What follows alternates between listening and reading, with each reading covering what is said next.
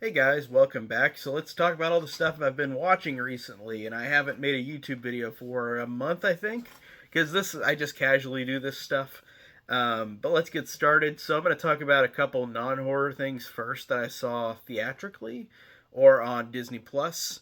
First off is Madam Web, which is the big one that everybody and their mom is talking about online. Madam Web is a movie that is getting lambasted. It is the newest movie in Sony's Spider-Man universe without Spider-Man, which is very questionable. The Spider-Man franchise I really love. I think Andrew Garfield is honestly my favorite out of the three, if I had to choose. But I enjoy every Spider-Man movie in some way, shape, or form. I liked the Venom movies, Venom 1 and 2. They were both really fun, albeit really dumb and campy, but that's what their intention was. And then Morbius, I didn't hate as much as everybody did, but I didn't think it was a good movie. I just thought it was kind of harmless. So I do like this universe with all these Spider-Man movies, but this one is crazy because we already got such rage about this movie before it came out, all this backlash about how horrible it is, how bad of a movie it is, and I'm not disagreeing that it's a bad movie. Believe me, I'm not. I thought that this movie was honestly really fun though. If you shut off your brain, this is a very much shut off your brain movie. I'm gonna give all of the reasons why this movie is bad though, because editing, dialogue, CG, villain ADR, all of those things make this movie really, from a film standpoint, really bad. Um, but I don't. I'm honestly gonna say though that I enjoyed this one. It felt very camp and bad on purpose. Like I think that Sony is trying to make these movies, these spin-off movies at least. It's weird to say. I think they're trying to make them really bad, but entertainingly bad. And I felt like this one worked in a way because I thought that these characters, no matter how stupid the dialogue was or how expository the dialogue was, I had a fun time listening to what they were saying. Funny enough, I thought that that wasn't that like like I get the criticism, but I looked at that fine. I enjoyed that about these characters, even though they're all really written just silly. And you've got to also look at the fact that this is a superhero movie that is going to be dumb anyways. But this is a different definition of dumb, dumb and campy, which I like. And I always try to root for the underdog. I try not to like if people are going into a group saying that the certain movie sucks. For example, this one, I'm gonna watch it first and see what I think about it. And I thought that this one, no matter how stupid it was, I had a fun time with it even though it has no connection to the other Sony movies, the other Sony universes. I think this one is apparently standalone, but there was a rumor beforehand that they did reshoots to disconnect this from the Amazing Spider-Man universe because this was probably written around the time the Amazing Spider-Man movies were going to keep going and then they were canceled. And then you've got the Tom Holland now, so they made it in 2003, which apparently was supposedly set in the 90s before, but now you're at a point where even though it's not in the MCU, it still has close to age Tom Holland like would be from 2003 to 2000 whatever now, that age that he would be. It's very strange. Sony again and again is very weird with their products, and it's like there's not a head that's competent in my opinion. And like I said, I don't know these people, but like I don't know what their thoughts are day to day in this company. But it just seems like these movies just always fall under the weird like they're very weirdly done or they always change stuff a lot, and there's apparently rumors going around about that. Like I said, that this used to be set in the Amazing Spider-Man universe. It used to be a prequel to that, which would make more sense, but then they changed the date to 2003. um and you know it's 2003 because there's a big poster of Beyonce on the movie randomly whenever um, Cassandra Webb drives around. You see a big Beyonce poster, so you know it's 2003, and it plays Britney Spears' "Toxic," which I think came out in 2003. Don't get me wrong, or I mean, don't quote me on that. I don't know much about Britney Spears except for like that's a basic song I know, but I don't know much about her music and all that stuff. Um, but it's interesting that this movie is obviously it obviously has a lot of problems. The ADR for the villain in this, I guess this actor apparently isn't fully like English isn't his first language, is what I heard from. Don't quote me on this. I heard this from another podcast. People saying that this actor was not fully American. He did not speak full American. It was not his first language. So they ADR'd the crap out of his voice, and it's really really obvious. And it's there are scenes where he is not moving his mouth, but he's saying things like they really didn't even try to match up the audio that was added in for him about this. I think one of the biggest reasons why people are so mad about Madam Web, and rightfully so, is that this movie is an origin story, but doesn't really show much about these Spider Women. It is about just them as normal people, and Cassandra Webb in this version. I don't know much about her from the comics about Madam Web. In this version, she gets into an accident falling off of a bridge in a car as when she's an EMT, and then she suffers damage while in the car, and then she can start seeing things before they happen. So she becomes clairvoyant and just starts seeing things that she can avoid, seeing the future, which is interesting. And it becomes like kind of like Final Destination. Like this reminds me, there were some weird with the CG how weird it was. This reminds me of Final Destination 4, where they had the main guy Nick had the visions of something would happen, like say somebody gets hit with a bus or a van, like an ambulance. Somebody gets hit with an ambulance truck, and there's the snake spear symbol for the ambulance, and he sees that in his dreams, and it's like that. And it reminds me of that in Madam Web, where we've got. This isn't really a spoiler. I'm going to try to keep it somewhat spoiler free, but there's a big S letter in like a full sign for later in the movie. But she sees that in a vision, seeing that fall, and then it reminds me so much of Final Destination 4, where like you've got that imagery where it's like seeing the future, but seeing images of it that are slight. And I thought that is slightly interesting, but it's not executed well at all. But this whole movie just falls into the category of it's really bad, and I don't think people are really going to defend it at all. I'm not really, and I just dropped my pen. I'm not really defending it, but I think that it is so funny in how bad it is that I honestly liked it, and I thought that some of the moments with the girls was good. I thought that I liked a couple of these moments between these actors. There's some references to the Spider-Man mythos, and they're very weird, but they feel so separate from everything else that it's strange. And this movie is not doing well. It's the worst opening for any Spider-Man universe movie ever. So I don't know what this is going to teach Sony. I don't know if they're going to keep doing movies that they think are like bad on purpose, or if they're going to make good movies, or if they're going to make movies that have more of a pull. But this one just did not so far. It is getting memed like crazy on the internet. It is getting talked about a lot on the internet. It honestly, the more it's talked about on the internet, I feel like people have seen it more than you think, but apparently it's still not doing very well. It's like Morbius, where everybody talked about Morbius, but nobody really saw it except me. So Madam Web was really really dumb, but I had fun with it. I thought it was a dumb fun time, and I'm not defending it as a movie. I just think it's really stupid and fun.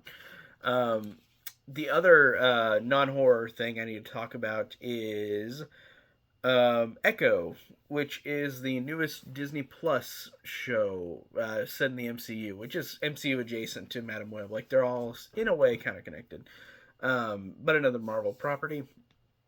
Echo stars as titular main character, who is a deaf woman who is trained to assassinate. And she was in Hawkeye, which is the other Disney Plus show that was really good. And we have this character going through her heritage and going through with Wilson Fisk, with her trying to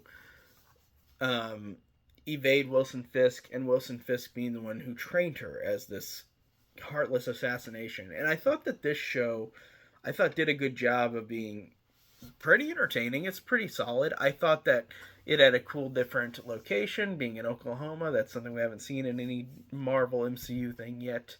I thought the main character was good, and I like um, that she really does do a good job with her facial emotions because she is deaf and she can't speak. And I thought that the acting in her face is really excellent, and I liked her a lot. And I'm glad that we got a person who is legitimately deaf being in this role. And I thought that that just really brought such an authenticity to it. And I thought that it kind of taught me a little more with behind the scenes of it. Also, they had the Disney Plus assembled behind the scenes showing her with the crew and just how they evolved her into that uh, and and helping her out. And I thought that was really interesting.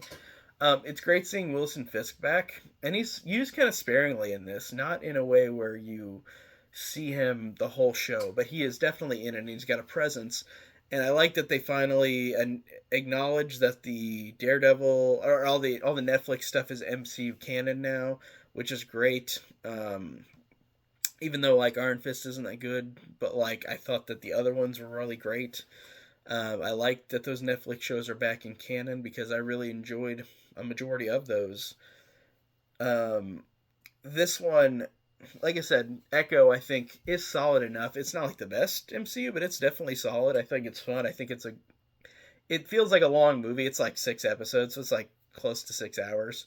Um, but what they did, it's totally solid. Echo. Oh wait, I've got two other non-horrors. So I went and saw The Beekeeper, which is the Jason Statham action movie, the most current Jason Statham action movie that came out. Now I love Jason Statham action movies. I think they're so fun. Even though no matter how stupid they get, I enjoy Jason Statham movies. The Beekeeper is Jason Statham as a beekeeper for a lady who commits suicide after the scalpers, or not scalpers, after the scammers make her lose all her money. This lady is trying to fix her computer, and the scammers on the phone say, "Oh yeah, download this thing, blah blah blah," and then she loses all her money to all her causes and all of her charities, and the woman just commits suicide. And Jason Statham is out there to kick some ass and to kill all these scammers, which I think is really fun. Um, this one, of course, is edited really silly. Of course, I expected that from this, but I thought that just the basis of Jason Statham kicking ass, I thought it was fun. I usually enjoy his movies, regardless of how they are film quality. I think that they're fun. And this one was solid. I enjoyed The Beekeeper. It also had. It's funny. Josh Hutcherson is in this. He was in Five Nights at Freddy's too recently. So I like that guy is getting kind of a resurgence in terms of acting. Also, Minnie Driver is in this for like a second, and that was funny to see her have a role because I haven't seen her in anything for a while. I don't know if she's done other stuff that I just haven't seen. But I like seeing her briefly in this as well. Um, so yeah, The Beekeeper was solid. There's two other movies that I watched that came out like this last year that finally came onto streaming. I missed in the theater, which are Dune and Oppenheimer. I watched Dune because, of course, I wanted to see it, and Dune 2 comes out this month. Now, Dune, I remember watching the 1980s David Lynch, Colin McLaughlin one, which I didn't really understand. This one does a better job of establishing, like, and describing something if you haven't read the book, because I have not read the book of Dune. I have not read that book. I don't know if I ever will, but I have not read it. This movie did a better job of describing and explaining stuff from the as opposed to the 80s movie, the 1982 one. Um, this one has a lot of big actors in it. Timothy Chalamet is one of them. Josh Brolin. You've got a lot of people in this that I'm not going to name all of them off, but there's a lot of people, and they all do a good job. This really feels like a sci-fi epic. It's directed by Denis Villeneuve, who did Arrival, I think, which I really liked. He also did Blade Runner 2049, which I really liked a lot too. And he is a director that, from his stuff, I just remember like what I've seen of his stuff. I think I've seen everything of his. I think I might be wrong, but I really liked all of his filmography that I've seen, and this is no exception. This one's really good. Um, I can't say much about the characters of the story because I understood it, but not enough to where I remembered. Like in terms of like the lore of it, I'm not going to describe anything, so I don't understand it completely. But I watched it to watch the second one, and this one was really good. So I'm excited for the second Dune, which I hear is getting such critical praise. So I'm ready for that as well. The last non horror movie I watched that I want to talk about is Oppenheimer, which came out in the summer of last year, and it came out when Barbie came out. Now I did see Barbie because that one was a shorter movie in the theater.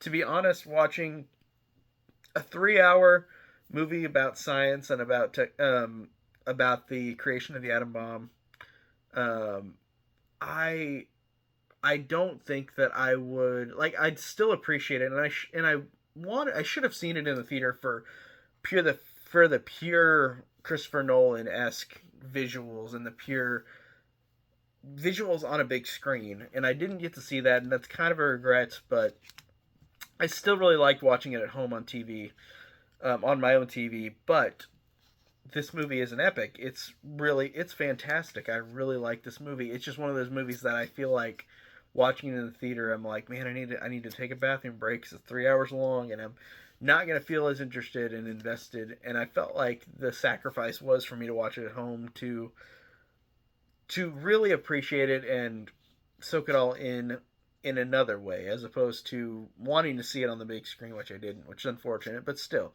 I'm glad I saw it. Um, the reason I watched Barbie was because it was shorter whenever those two came out. And I think I just was honestly working a lot enough too, where I'm like, I'll just watch it later. But then I just never did in the theater. Oppenheimer. So, and Oppenheimer stars, like I said with Dune, Oppenheimer stars like 100 actors. Like there's like so many cameos in this of actors. It is insane. You could name off a novel's worth of actors that are big in this movie, and it's crazy. It's just a very incredibly well made movie. Of course, Christopher Nolan, almost all of his movies are incredibly well made. This one is no exception. Oppenheimer, really enjoyed it. Um, Now let's talk about a horror thriller that I watched on Amazon Prime called The Passenger, which stars Kyle Gallner, and he's the guy who's in Smile. He's in the Nightmare on Elm Street remake. He was in Scream 5. He is a kind of chameleon actor. Like he always looks different in everything I see him in. And The Passenger, if you did not see it, I'm assuming not a lot of people saw this one. It is about Kyle MacLachlan's a passenger with this guy that they are going on a trip, but Kyle MacLachlan is, or not Kyle MacLachlan, Kyle Gallner is insane, and he's just doing all these horrible things, and he's kind of keeping this guy stuck with him. And it's a thriller it's got a good performance from Kyle Gallner, but it really kind of falls flat on being that interesting of a movie. It's just a lot of them driving.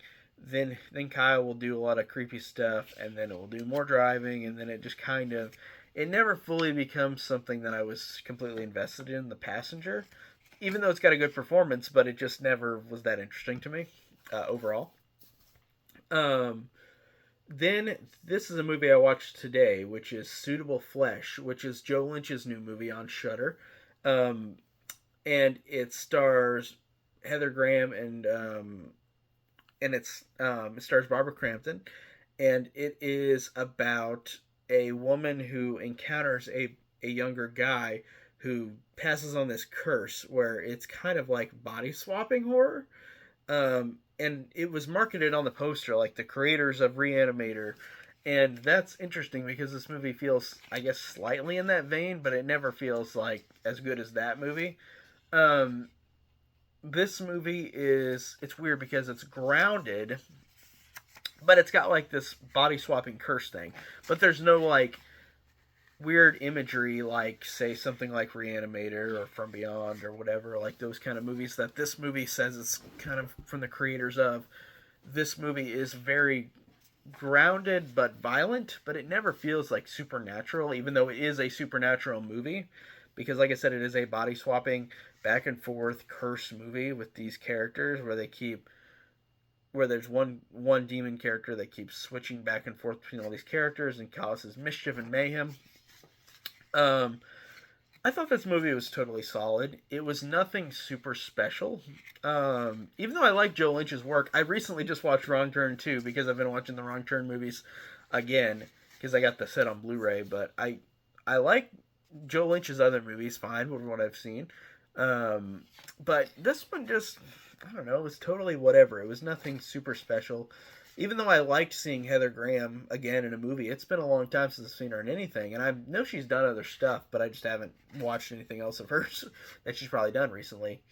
But I thought that was great. I like seeing Barbara Crampton again. She does a lot of these Shudder movies, like she did like Jacob's Wife and Superhost. She does a lot of these direct to Shudder movies, which I think are fine, and I like her in these movies. I think she had a good amount of screen time in this one.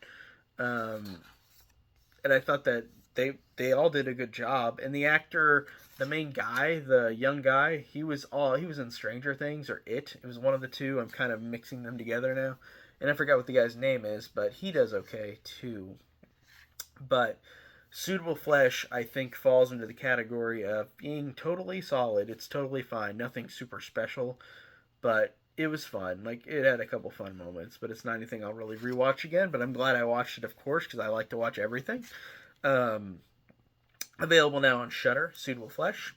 And also, speaking of something on Shudder, I also watched Dark Glasses, which is the newest Dario Argento movie. Now, Dario Argento, I've seen at least half of his things. According to Letterboxd, I've seen half of his stuff, half of his movies, but that also includes like shorts and TV shows too, I think, or specials. But in terms of his big movies, I've seen at least half of them. I've seen all the big ones, of course, like Suspiria, Deep Red Opera, blah, blah, blah, blah, all those. But Dark Glasses is the most recent one. Dark Glasses is about a woman who loses her sight and is chased by a killer with a young boy that she is also running away with. And this movie kind of sucked. Dark Glasses. I was really bummed out because I love the old Dario Argento movies. The old Dario Argento is classic. Like all of his giallos, I think are at least from the late '60s to late '70s. I think are almost all great or good. I wasn't super into Inferno, but I've only seen that once. I need to watch that again. But like Suspiria and Deep Red and Opera, I love those movies. They're fantastic. Tenebrae and Phenomena I really like as well. Um, but and a lot of people told me this. I've had friends tell me this that Dario Argento lost his way, kind of like John Carpenter. Where like they did a huge streak of movies that were great, and then they made movies that were really not good. And this one really falls into that category. I thought Dark Glasses is very bare bones minimum, just uninteresting. Like there is a great kill at the beginning, and then there's nothing else in this movie that I cared about. I didn't think the characters were that interesting or fun. It of course has Asia Argento in it, Dario Argento's daughter, who is in a lot of his stuff later in his career. And it's cool to see her again, but it's not anything super special. This movie is pretty lame. I was not a fan of Dark Glasses, unfortunately. I'm sorry, Dario. I love the old stuff, but this one I just not a fan of. And then there's two other movies I'm going to talk about that are also Dario Argento. So I'm going to also talk about Panico, which is a documentary on Dario Argento's film career, which is on Shudder now. And I honestly really recommend this one. So this is about Dario Argento, just his filmography, how he started, what he did with these movies, and his relationship with the people involved, like Daria Nicolodi, like involvement with that as well. It also is just about him writing his new movie, which I don't know if that was for Dark Glasses or if it's for another one after that, because Dark Glasses was released 2 years ago, 2022. So I don't know if this was for that one or for this next movie, but he's at a hotel writing his new movie, whatever it is. And it's funny, they don't shy away from the fact that Dario Argento is kind of mean, and I thought that was funny. Like, he's like, why am I here? Like, why did you take me to this kind of place? Like, he kind of just says a lot of stuff that's not very friendly in this, but I love the fact that, despite that, he's an artist for sure. Like, I love his old stuff. And I thought it was interesting just seeing his filmography, or some of his filmography that they did, or that they showed off on this movie. I thought it was a solid documentary.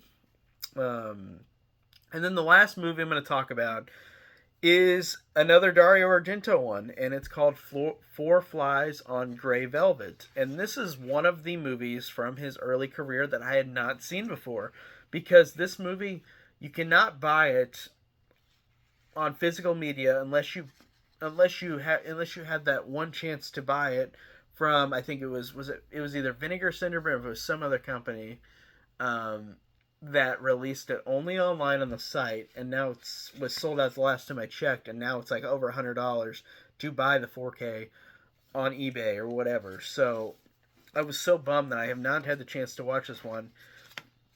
But then I realized that it is on one of these free movie apps, and if it's not Fubo or Tubi, but it's something like that. I forgot what the app was called, but it's like a four-letter word, I think, the same app for this. But anyways, I found this on an app. I finally got to watch Four Flies on Grey Velvet. It's one that has eluded me since I've started watching giallos like 4 or 5 years ago. Or I guess it's a little longer than that, 5 or 6 years ago. I started watching giallos for the first time, and I got really into Dario Argento, but this is one that always eluded me. And, I really wish that they would release this, because I want to buy this and watch it again, because I thought that this movie was solid, Four Flies on Grey Velvet, but it was nothing that blew me away. I thought that if you look between, like, Deep Red came after this, and then Suspiria came after this, and then Bird with the Crystal Plumage was before Four Flies on Grey Velvet. All of those I'd rather watch compared to this one. This one is not really in on the violence. It is just a thriller. And it's weird to say, because I want the Dario Argento movies that I really love are the ones that are extremely violent and extremely effective in the gore, but also really interesting characters, like Deep Red and Suspiria. Like, those movies, I care about all these characters. I think they're fascinating. I think they're wacky. And this movie doesn't really do that. With the violence, it is very all off screen. It is rated PG, which is very funny to see a Dario Argento movie rated PG. There's no on screen violence at all, really. It's very, very tame. And I can appreciate that, but I kind of expected a kind of movie like Deep Red or Suspiria, which this movie is a starting point for that. It really feels like a preemptive movie based, like, similar to those movies, but those movies are perfected way better. This one is good, but it's just not one that I loved. And again, I want to have them release it again on some physical media format so I could watch it and buy it, because I do want to watch it again. I thought that it had some creepy, eerie moments in it. I thought the killer reveal was good. Not going to say who it was if you haven't seen it, but I thought it did a good job. And I thought that it had a overly awesome, like, scene at the very end. Like, the final scene was really good. But it's just, as a whole, I didn't like it as much as those other ones I mentioned in that current time frame, in the late 60s, early 70s time frame. But I still had fun with it. But Four Flies on Grey Velvet is one that I do want to watch again, just to really understand if I feel the same way. Because, like I said, there's been a couple Argento movies where I watch them once and I'm like, and then I watch them again and I'm like, wow, I kind of didn't notice that at first. So, this one, like I said, I do want to see Four Flies on Grey Velvet again. But, yeah, I think that, I've just been in a Dario Argento mood. I rewatched Suspiria and Deep Red again, and I've got the 4Ks for Phenomena and Tenebrae, and I'm going to watch those again soon, too. I've been trying to do a thing where I'm watching all the special features on all those boutique labels like Scream Factory, Arrow Video, Synapse, because I love audio commentaries too, and almost all those movies have those, and all the special features behind the scenes. I recently watched all the special features and the commentary on Prom Night from 1980, the Jamie Lee Curtis, Leslie Nielsen one. I just love rewatching those, and I love all those physical releases that they put with all the special features. So, yeah. So I talked about 1, 2, 3, 4, 5, 6, 7, 8, 7 movies and one show. So I talked about a lot in about the 30-minute span, but yeah, that's what I've been watching recently. I'm liking this format where I just kind of do a video every once in a while and talk about all the stuff I've been watching. It's easier than doing a video each time right now, at least while I'm busy in life. So I'm glad whoever's watching this, thank you for watching. And I'll have another video in a little while, sometime soon. I don't know when, but I'll see you guys later. Take care.